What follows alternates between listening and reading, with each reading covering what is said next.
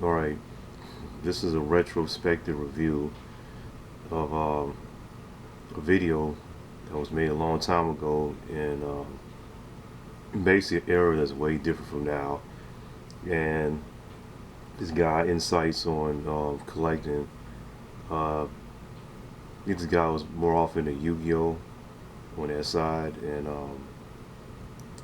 he was talking about his collection and how he was growing and trying to get into the investment of Pokemon sealed boxes, which that whole era was completely different to how it is now. And this basically reflecting on what predictions he got, right, and what he came close to versus now. So, What up YouTube? YugiTube here, and today I'm going to show you that although I am a Yu-Gi-Oh account, I'm going to show you that I do collect or invest in as well, quite a bit of Pokemon cards. What I have planned for the future is also a difference and similarities between the two, Yu-Gi-Oh and Pokemon, but I do think it is important to diversify your collection. What does that mean? Might get into that in another video, but basically what that is to have a little bit of different of everything. So you're basically not putting all your eggs into one basket per se. So here what I have is a bunch of cases of Pokemon, 6-box cases. We have 3 Ancient Origins here. These are Ancient Origins. And these 2 are Flash Fire, 6-box cases. And, again, I'm going to probably shoot and also fair use, of course. I'm pretty sure you know that. another video on the differences, the similarities between Yu-Gi-Oh, between Pokemon, which one's safer, which one's a better investment, But right now, I'll be honest with you, Pokemon, even the newer stuff, now this is the big difference, even the newer stuff with Pokemon is selling very well compared to Yu-Gi-Oh. Yu-Gi-Oh, the new stuff is not doing as well. A lot of prices on the new stuff have gone down, but again, I'll save that for a separate video. But for now, what I'm going to focus on is Ancient Origins specifically. Here you can see Flashfire, great product, but I'm going to specify that Ancient Origins right now is super undervalued. And the reasoning is because right now you can pick it up. We are in January of 2017. You can pick the box up of Ancient Origins for 90 bucks. It's gone up actually. It's already starting to creep up to about 100 bucks, even 110 I've seen online on eBay. But if you find the right guy, These prices he's talking about, you can't pick it up for this prices no more. This is, I like to say, before the live stream era or right at. Like, you can't pick up boxes for like 90, 100, 120 no more. He came in a sweet era where he could do that, and I like to say Ancient Origins, that set struggled. That set was like shit for years. Now, it was a good set, but the value moved very slow, okay? Like, I had that set of a few years ago, I think around 2020, either 23 or 24. I think I sold off my XY position for the most part, and Ancient Origins it spiked right after I sold it. It was only going for like 1,000 then, so it shows you how insanely slow how some of the stuff can move. Versus now, you got boxes that they're coming out and already hitting 600 plus and it's overrated. Like, people was thinking when Evolving Skies came, the low price was 160 on release. Excuse me. People were they were saying like it's too high. What are you doing? Like, that's a dumb price to get in. They waited and they got burnt when the Evolving Skies had like it's quadruple in price. But anyway, you can find it for around 90, 95 bucks. I was buying these 3 cases, and I have what, 6 boxes here, 5 or 6 boxes, single boxes. I was buying it at about $82 a box.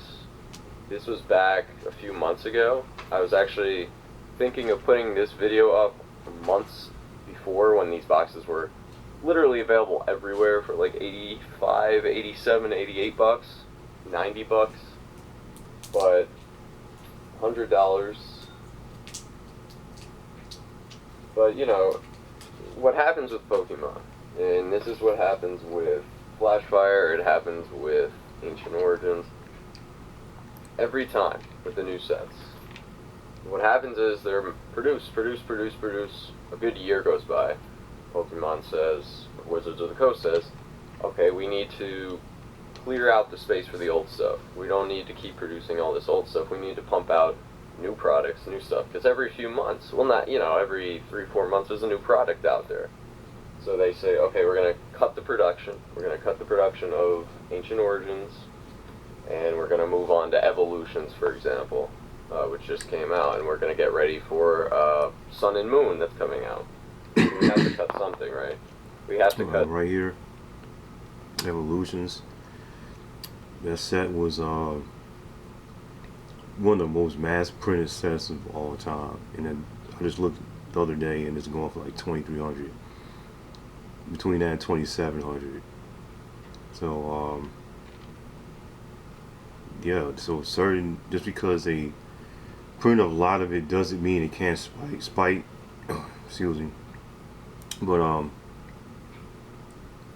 yeah, that is very unpredictable what's going to go up in value. Logically, it doesn't make sense because people had tons of Evolutions in their closets and they couldn't move it, even at like 100 and 200 bucks. Cut the older stuff out. They cut the older stuff out. The supply, simple supply and demand, guys. Supply goes way down on the aftermarket. No one can get this stuff anymore. Prices skyrocket, and all of a sudden, every box you look at it, you look at Roaring Skies. Roaring Skies, a $250 box. You look at Primal Clash. You look at literally every product. Every product you see a trend. Once it's out of cease production, the price on the aftermarket just goes through the roof. And it doesn't even have to be a great set, that's the thing. Now granted, Roaring Skies has the Shaman, which makes it a great set. Flashfire has all of the Charizards, which makes it a great set. But even with Ancient Origins, the reason this was my second investment, big investment of the current stuff in Pokemon after Flashfire, was because Ancient Origins did have the 3 secret rares, the Rayquaza, the Kyogre, the Groudon. So those who played the Ruby, Sapphire, Emerald games, the Mega Rayquaza, so you can see here on the cover, they're all secret rares. So what's going to happen is this is going to dry up even more. These boxes are going to be worth 150, 200 bucks. 200 bucks, I would not be surprised by next year easily to see 200 bucks a box. And the prices on the Rayquaza, Kyogre, Groudon, they're going to start to slowly rise. But again, you're always better off buying the sealed product.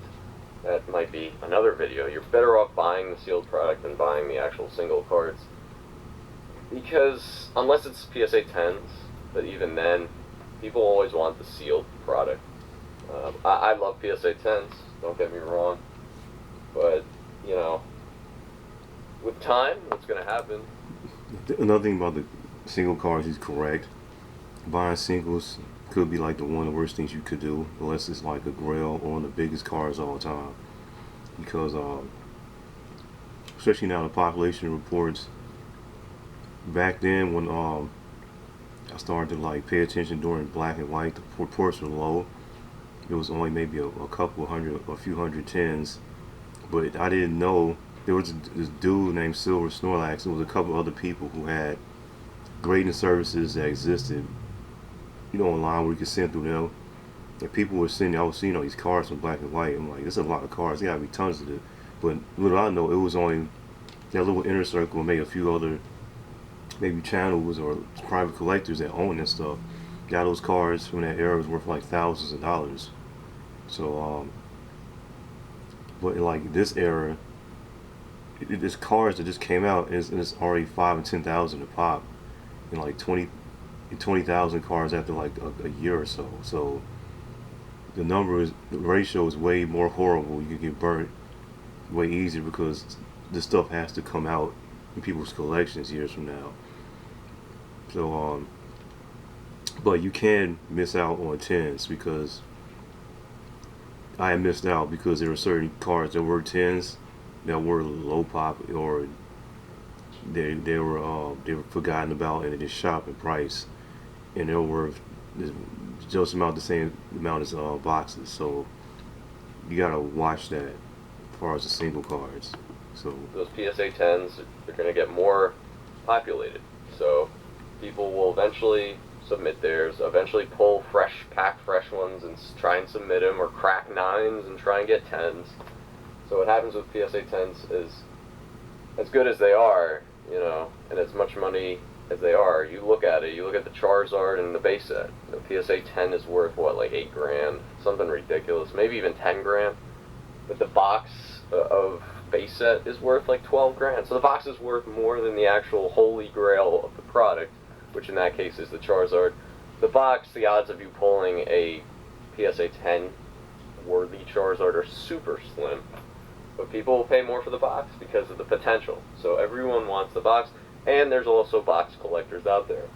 But again, Ancient Origins, my favorite set since Flashfire in terms of investing, because you have the big three of Ruby, Sapphire, Emerald, those days.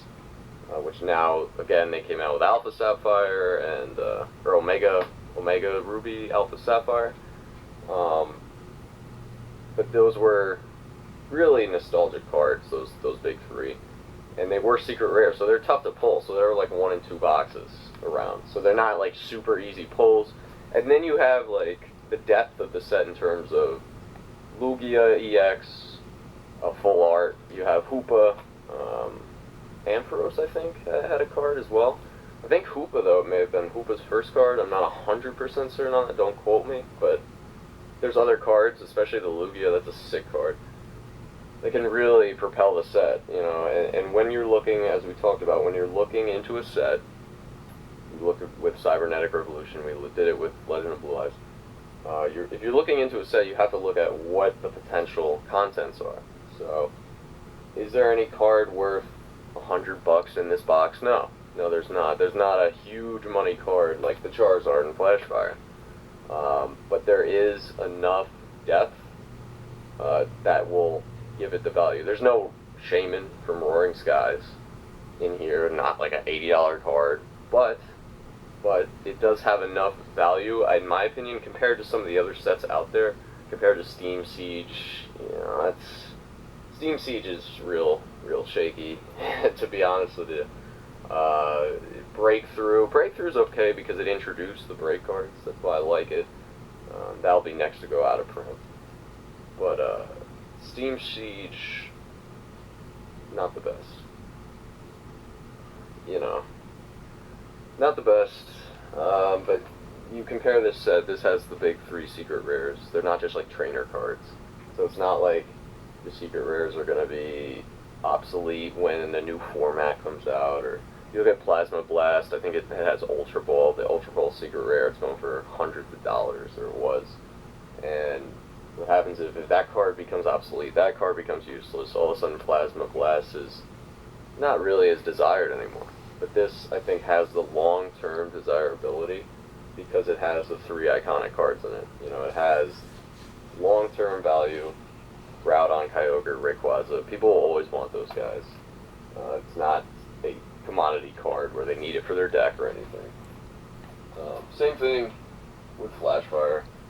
No matter what, those Charizards are going to be Charizards at the end of the day. let me say something about Flashfire. Flashfire is like one of the most shitted on Charizard sets I've ever seen because there was some auction on this auction site called Heritage or something, and it just dropped to 6K. Okay, at its peak it was going for like 12 to 13. On eBay it was one just went for 12, but it was going for like between the 8 and 9 range, and now it dropped to 6. That makes 0 sense. Okay, so I made a mistake. I should have kept Phantom Forces. Phantom Forces, which is truly the superior set in that generation, because that's Phantom First Forces going for I think $15,000. Pretty sad. Got tons of Charizards in it. And that's about it. Ancient Origins, right now, like I said, go for it if you can buy it. Um, right now, it's starting to go up. You know, if it's out of production. It was out of production as of about a month and a half ago. So if you're looking for something that just might come back, like might go out of production, that's Breakthrough. You're better off with that if you really want the $85 price point at a box, around that price point. But even right now, like I said, I was buying these up at 81, 82, 83 a box. Now they're hitting, on the high side, they're hitting about 110, 115. But you could still find them. They're still available around for about 90, 95 bucks. So it's still a solid investment at this point because, like I said, next year you might be able to double your money on it. Happens with every Pokemon product. They don't reproduce, they don't mass produce it like Yu-Gi-Oh! Like, for example, Legendary decks, all of a sudden it sells out, and what happens? You see a million Legendary decks back on Target shelves, back on Walmart shelves, after it was exploding in price on the aftermarket. So, Pokemon doesn't do that once it's out. Once it's out of print, it's out of print. There's no reproduction. With Wizards of the Coast, you don't have to worry about that. The new stuff that's coming out, evolutions and stuff like that, it'll be interesting to see how they respond to the increased demand of Pokemon Go and what's happening. Actually, incorrect. They've been switched to from Wizards to Nintendo ever since like Fire Red League Green. Also, this guy got scared and dumped his position. He actually said that when they reprinted Roaring Skies, because of that soccer mom drama, crying about the car prices, they printed Roaring Skies into the ground, and then he dumped his Flash Fire in Ancient Origins position, which was like the dumbest thing you could do. But pretty much I'm gonna have to like stop here. I kind of want to make another part, but yeah, I'm kind of running short on time. So that's pretty much it for now. So yeah.